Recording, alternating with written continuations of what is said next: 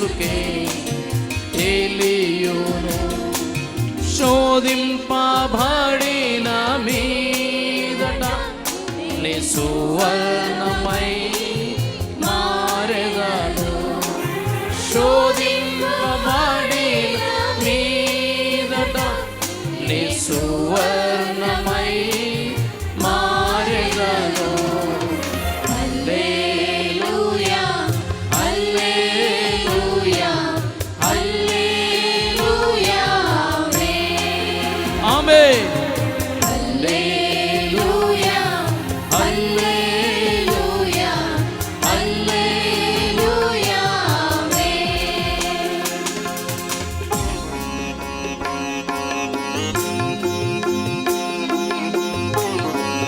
అందరూ చప్పట్లు కొడుతూ ప్రభు నామమున మహిమపడదాం.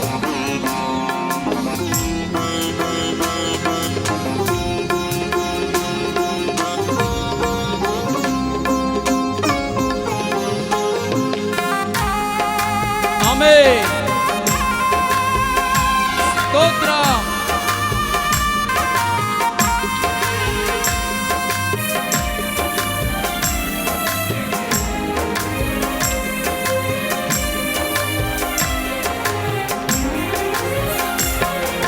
కడలేని కడలి తీరము ఎడమాయ కడకున బ్రతుకున.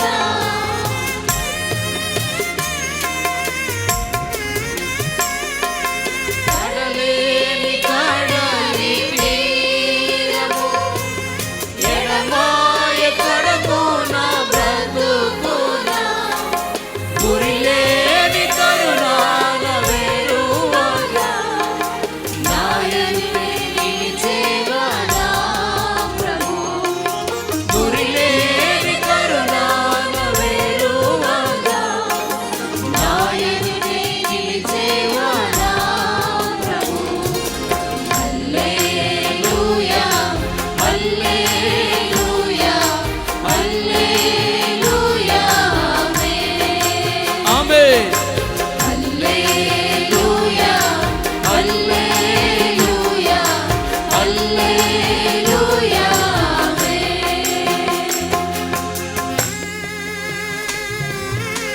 జలములలో పడినే వెళ్ళిన అవి నా మీద పారవు. అగ్నిలోనే నడిచిన జ్వాలలు నన్ను కాల్చజాలవు.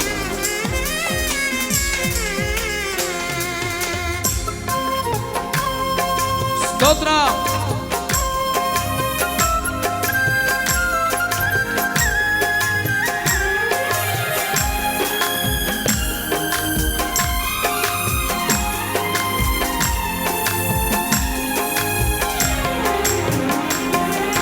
జలములలో పడినేను వెళ్ళిన అవి నా మీద పారవు.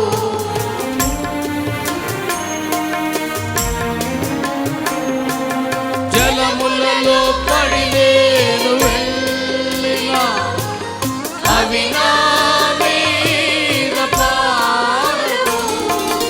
అగ్నిలో నేను నడచిన జ్వాలలు నన్ను కాల్చజాలవు. అగ్నిలో నేను నడచిన జ్వాలలు నన్ను కాల్చజాలవు. హల్లెలూయా హల్లెలూయా హల్లెలూయా ఆమేన్. హల్లెలూయా హల్లెలూయా హల్లెలూయా విశ్వాస నావ సాగుచు పయనించు సమయాన నా ప్రభు సాతాను సుడిగాలి లేపగా నా ఎదుటే నిలిచావా నా ప్రభు.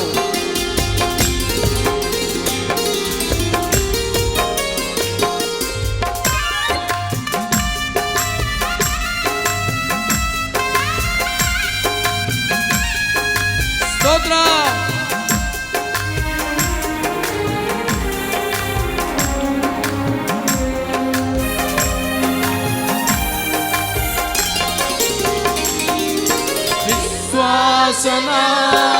సాగుచు పయనించు సమయాన నా ప్రభు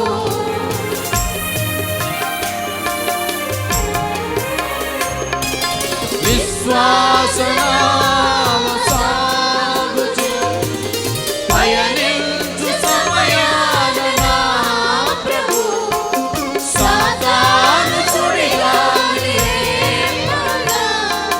నా ఎదురే నిలిచేవా నా ప్రభు సాతాను సుడిగాలి నా ఎదురే నిలిచేవా నా ప్రభు హల్లెలూయా హల్లెలూయా హల్లెలూయా అందరూ చప్పట్లు కొడుతూ పాడదాం ఈ మాట. ఆమేన్. హల్లెలూయా హల్లెలూయా స్తోత్రం. హల్లెలూయా నేను వెళ్ళే మార్గము నా యేసుకే తెలియును నేను వెళ్ళే మార్గము నా యేసుకే తెలియును శోధింపబడిన మీదట నీ సువర్ణమై మారెదను శోధింపబడిన మీదట నీ సువర్ణమై మారెదను హల్లెలూయా హల్లెలూయా స్తోత్రం. హల్లెలూయా ఆమేన్. హల్లెలూయా హల్లెలూయా హల్లెలూయా స్తోత్రం.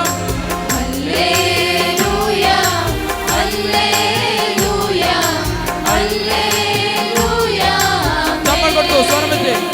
గ్లోరీ. హల్లెలూయా హల్లెలూయా హల్లెలూయా గట్టిగా చప్పట్లు కొడుతూ.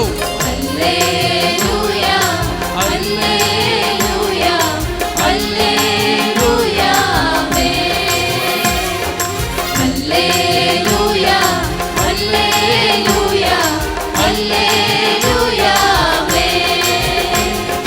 హల్లెలూయా హల్లెలూయా హల్లెలూయా స్తోత్రం. హల్లెలూయా హల్లెలూయా హల్లెలూయా హల్లెలూయా హల్లెలూయా హల్లెలూయా హల్లెలూయా హల్లెలూయా హల్లెలూయా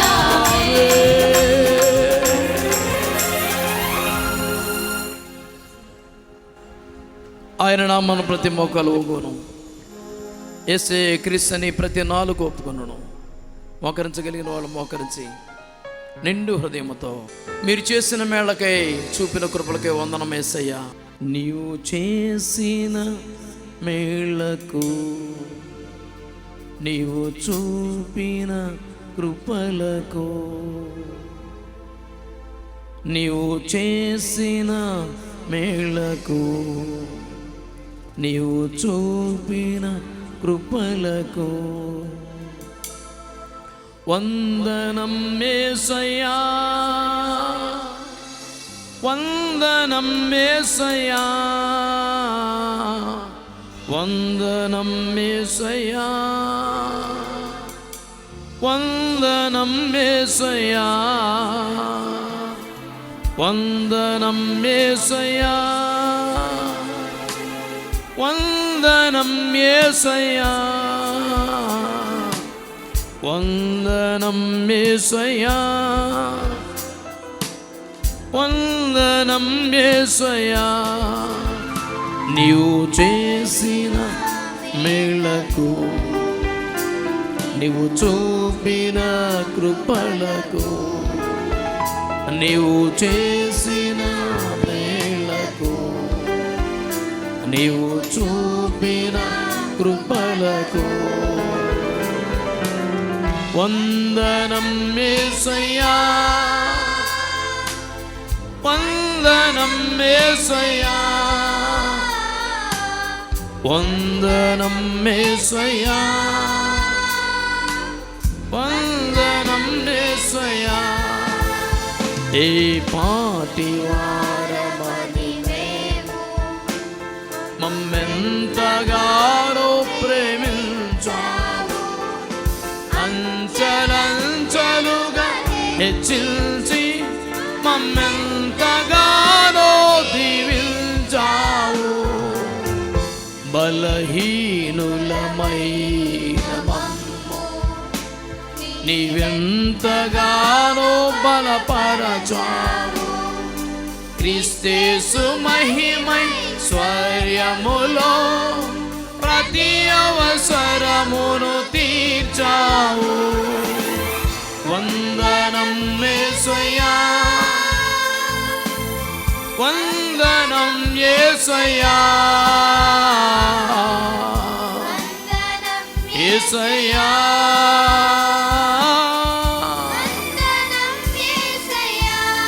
నిండు మనసుతో వందనం యేసయ్యా, వందనం యేసయ్యా, వందనం యేసయ్యా, వందనం యేసయ్యా. నీవు చేసిన మేలకు, నీవు చూపిన కృపలకు, నీవు చేసిన మేలకు, నీవు చూపిన కృపలకు.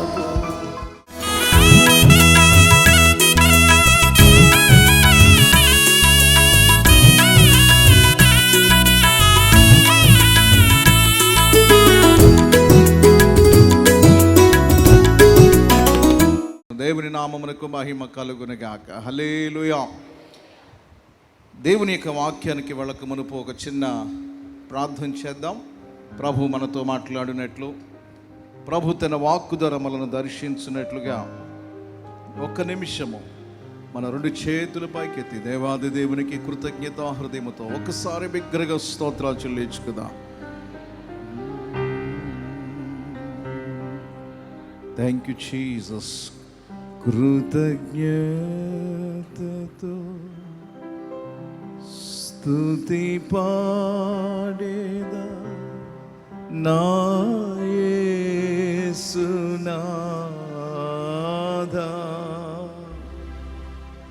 నాకై నీవు చేసిన మేళకై కోటి కోటి కృతజ్ఞతలు. అందరూ కలిసి నాతో చేతులు పైకెత్తి ఈ పల్లవి పాడుదాం ఒకసారి. కృతజ్ఞతతో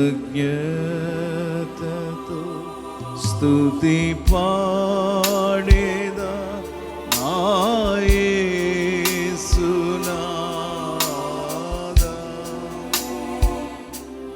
నాకై నీవు చేసిన మేళకై కోటి కోటి కృతజ్ఞతలు. అలాంటి మాట కోటి కోటి కోటి కోటి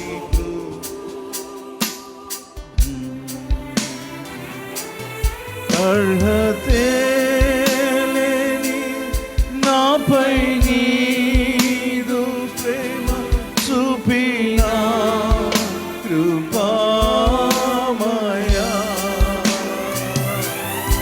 అర్హతే లేని నాపై నీదు ప్రేమ చూపినా కృపామయా.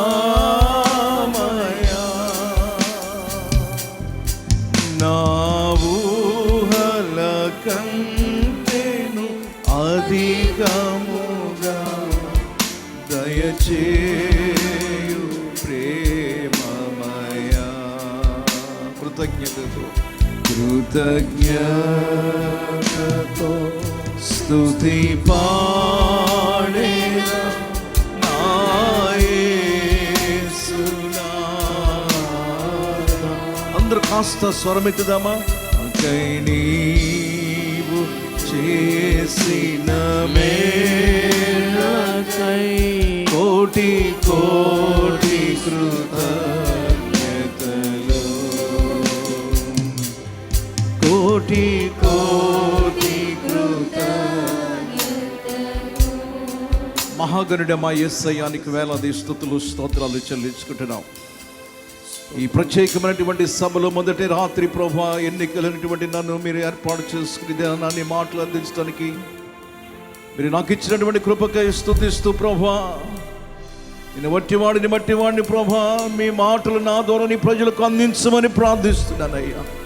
స్తోత్రం. ఎవరు బలహీనముగున్నారో, ఎవరు ప్రభు ఏ పరిస్థితులు కూర్చున్నారో సమస్తము ఎరిగిన వాడవు తండ్రి. నీ మహిమలో ప్రతి బిడ్డ యొక్క అవసరత మీరు తీర్చమని ప్రార్థిస్తున్నారయ్యా. దుఃఖముతో ఉన్న వారికి ఉల్లాసాన్ని మీరు దాయించండి అయ్యా. బలహీనతో ఉన్న వారికి మీరు బలపరచండి అయ్యా. నీ వాక్కు చేత బిడ్డలు మీరు అభిషేకించమని ప్రార్థన చేస్తూ మీరు మాత్రమే మహిమ పొందమని నజరుడైన యేసుక్రీస్తు నామములో అడుగుచున్నాము తండ్రి, ఆమేన్. సమూయేలు మొదటి గ్రంథం 7వ అధ్యాయము 13వ వచనము 14వ వచనము చదువుకుందాం. ఇలాగున ఫిలిష్తీయులు అనపబడిన వారై ఇశ్రాయేలు సరిహద్దులోనికి తిరిగి రాక ఆగిపోయిరి. సమూయేలు ఉండిన దినములన్నిటను యెహోవా హస్తము ఫిలిష్తీయులకు విరోధముగా ఉండెను. మరియు ఫిలిష్తీయులు ఇశ్రాయేలు యొద్ద నుండి పట్టుకున్న పట్టణములు ఇశ్రాయేలుకు తిరిగి వచ్చెను. ఎక్రోను నుండి గాతు వరకున్న గ్రామములను వాటి పొలములను ఇశ్రాయేలు ఫిలిష్తీయుల చేతిలో విడిపించిరి. మరియు ఇశ్రాయేలుకును అమోరీయులకును సమాధానము కలిగెను. ఆమేన్. దేవుడి వాక్య భాగాన్ని మన వినికిడిలో దీవించి ఆశీర్వదించును గాక. ఆమేన్. ఆమేన్. ఒకసారి స్తోత్రాలు చెల్లించుకుందాం. ప్రియమైన దేవుని బిడ్డలారా, ఈ యొక్క రాత్రికాల సమయంలో పరిశుద్ధాత్మ దేవుడు మనతో మాట్లాడుచుండగా వినగల చెవి, అర్థం చేసుకునే హృదయాన్ని ప్రభు మనకు అనుగ్రహించి ఈ రాత్రి వాక్యము వింటూ ఉండగానే దేవుని యొక్క మాట చేత మనమందరము బలపరచబడి దేవుని శక్తిని పొందుకొని ప్రభు రాకడ కొరకు మనందరినీ సిద్ధపరచునుగాక. ఆమేన్. ఈరోజు చదవబడినటువంటి వాక్యములో ప్రవక్త అయినటువంటి సమూయేలు ఇశ్రాయేలుల మధ్యలో ఒక ఆశీర్వాదకరమైనటువంటి దేవునికి ఒక పనిముట్టుగా ఉన్నట్లుగా చూస్తూ ఉన్నాం. ఈ రాత్రి ప్రభు మనతో ప్రవక్త అయినటువంటి దైవజనుడైన సమూయేలులో ఉన్నటువంటి ఆత్మీయమైన అనుభవాలతో మరొకసారి ప్రభు నీతో నాతో మాట్లాడి మనల్ని బలపరిచి ఆ అనుభవాలలో ఉన్నటువంటి సత్యాలను గ్రహించి ప్రవక్త అయినటువంటి సమూయేలు పొందుకున్నటువంటి కృపను మనము కూడా మన తరానికి, మన కుటుంబానికి, మన సంఘాలకు, మన పట్టణానికి, మన దేశమునకు ఆశీర్వాదకరముగా ఉందుముగాక. ఆమేన్. ఈ వాక్యాలని చాలా పర్యాయాలు మీరు విని ఉంటారు. అభిషక్తులు, దైవజనులు, జోషువ జ్యోతి గారి ద్వారా, షారోన్ పీటర్ తండ్రి గారి ద్వారా గొప్ప గొప్ప దైవజనులు వింటూనే ఉన్నారు. మరొకసారి పరిశుద్ధాత్మ దేవుడు ఎందుకో ఈ అంశముల మీద మాట్లాడమని ప్రభు ప్రేరేపించాడు గనక మరొకసారి మాట్లాడుతూ ఉన్నాను. ప్రవక్త అయినటువంటి సమూయేలు బ్రతికినంత కాలము, ఎంత అద్భుతమైన వాగ్దానం ఇది. ఆ 13వ వచనం రాయబడి ఉన్నది, సమూయేలు బ్రతికున్నంత కాలము ఫిలిష్తీయులంట. 13వ వచనము, ఇలాగున ఫిలిష్తీయులు అనపబడిన వారై ఇశ్రాయేలు సరిహద్దులోనికి తిరిగి రాక ఆగిపోయిరి. సమూయేలు ఉండిన దినములన్నిటను యెహోవా హస్తము ఫిలిష్తీయులకు విరోధముగా ఉండెను. సమూయేలు ఉన్నంత కాలము, చెప్పండి మాట, సమూయేలు ఉన్నంత కాలము శత్రువైన ఫిలిష్తీయుడు పొలిమేర సరిహద్దును దాటటానికి కూడా వాడికి ధైర్యము చాలేదంట. మీ గుండె మీద చేసుకుని చెప్పండి, నేనున్నంత కాలము ఏ సాతానుడు నా ఇంటిని కానీ, నా పొలిమేర కానీ, నా పట్టణాన్ని కానీ, నా సంఘాన్ని కానీ తాగటానికి వీలు లేదని చెప్పండి. ఆమేన్. చప్పట్లు కూడా ఒకసారి స్తోత్రాలు చెల్లించుకుందాం. దేవుని కార్యాలు ఆశ్చర్యాలు. దేవుని కార్యాలు కంటికి కనపడవు, చెవికి వినపడవు, హృదయానికి గోచరము కాదు. దేవుడు తన కార్యాలు చాలా ఆశ్చర్యంగా ఉంటాయండి. ఎందుకు జరుగుతాయో అర్థం కాదు.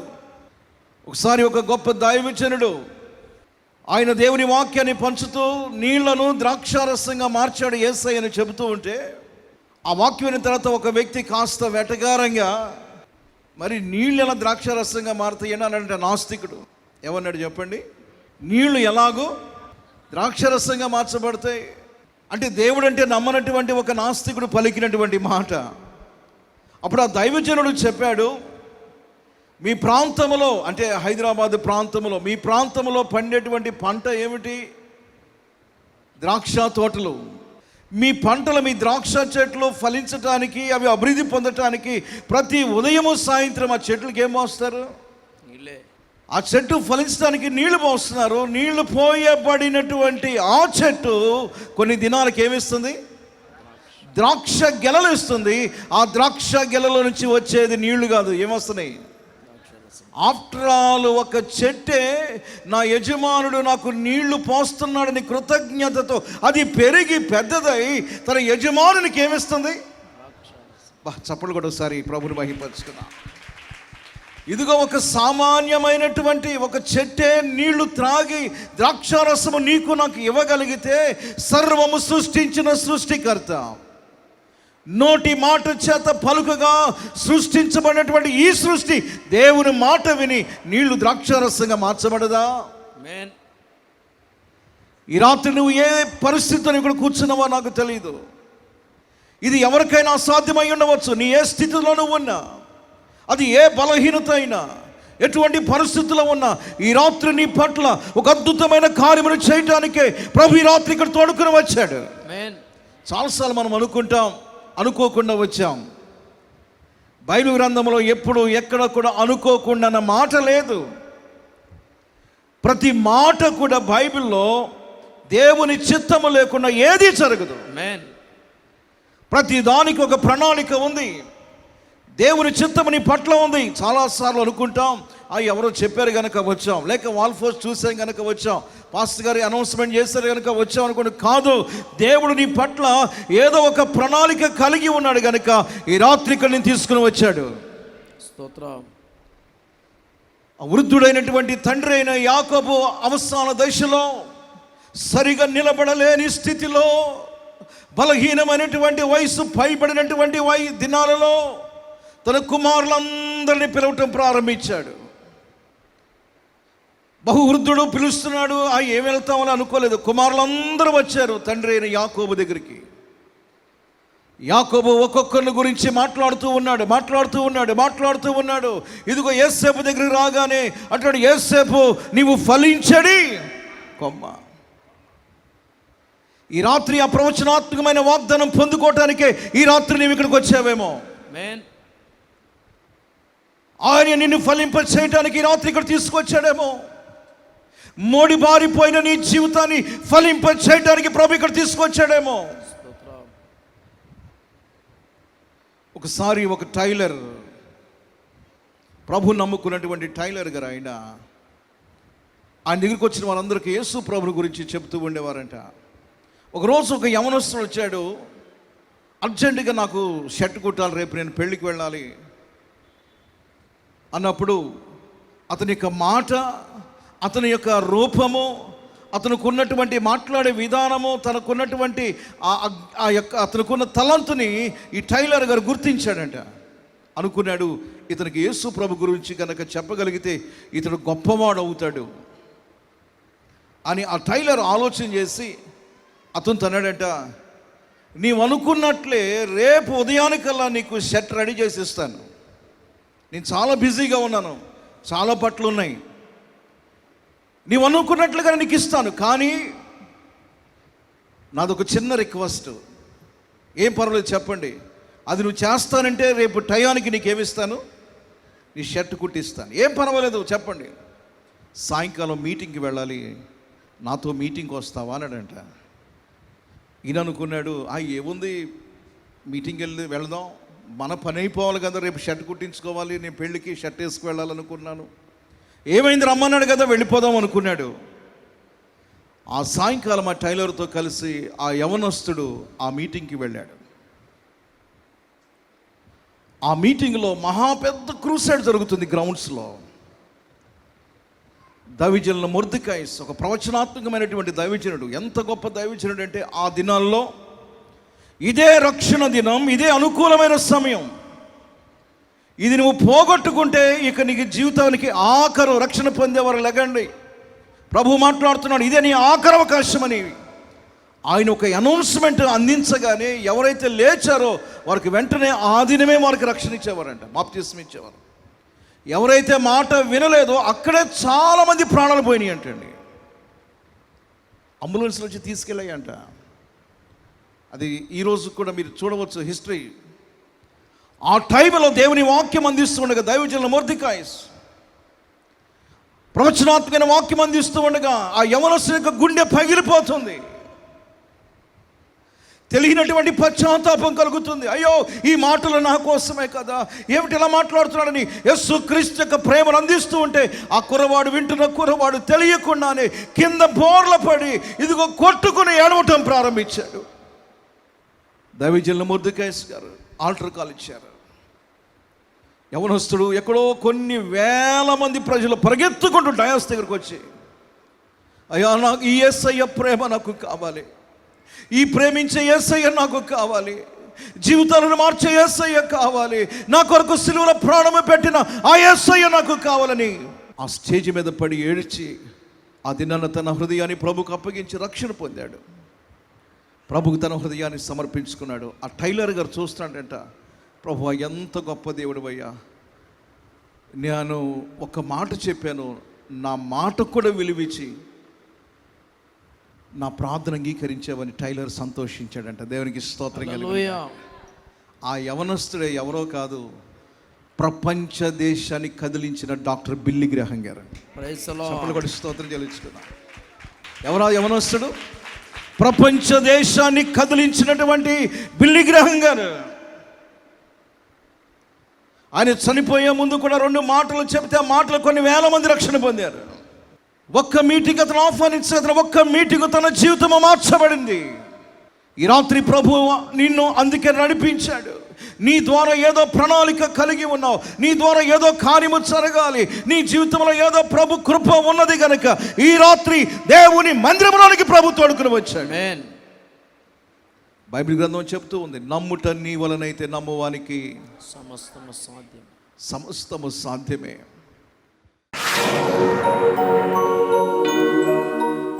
మహాకరుడ మా యేసయ్యానికి స్తోత్రాలు. ఈ రాత్రి ఎక్కడ చూసిన కలవరము, ఎక్కడ చూసిన ప్రతికూలమైన పరిస్థితులు దినాలు ఉంటుండగా అటు ఇటు పరుగులెత్తేవారుగా కాకుండా మేము మా కుటుంబానికి, మా పట్టణానికి ఒక సమూయేలు వలె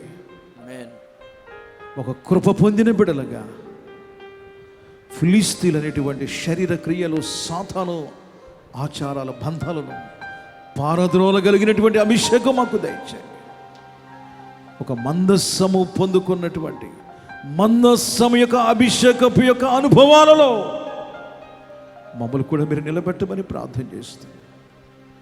ప్రభా, ఇంకెవరైతే ఈ రాత్రి వారి హృదయాలు యేసయ్యా నీకు సమర్పించకుండా ఇంకా సమయం ఉందిలే, ఇంకా ఆరోగ్యం ఉంది, కాలం ఉంది, దినం ఉందని ఎవరైతే దూరముగా జీవిస్తున్నారో వారు కూడా ఈ రాత్రి మరి ప్రశస్తమైన, విలువైన, పరిశుద్ధమైన యవ్వన జీవితాలు నీకు సమర్పించడానికి సహాయం దయచేయమని ఈ రాత్రి అట్టి కృపలు మమ్మల్ని అందరినీ భద్రపరచమని నజరుడైన యేసు క్రీస్తు నామములో నాము తండ్రి, ఆమేన్, ఆమేన్, ఆమేన్. అందరికీ వందనాలు.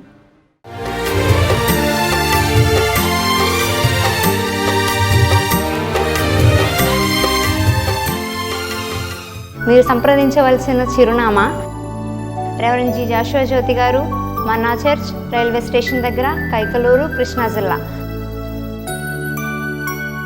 మీరు సంప్రదించవలసిన ఫోన్ నెంబర్ 9154495777.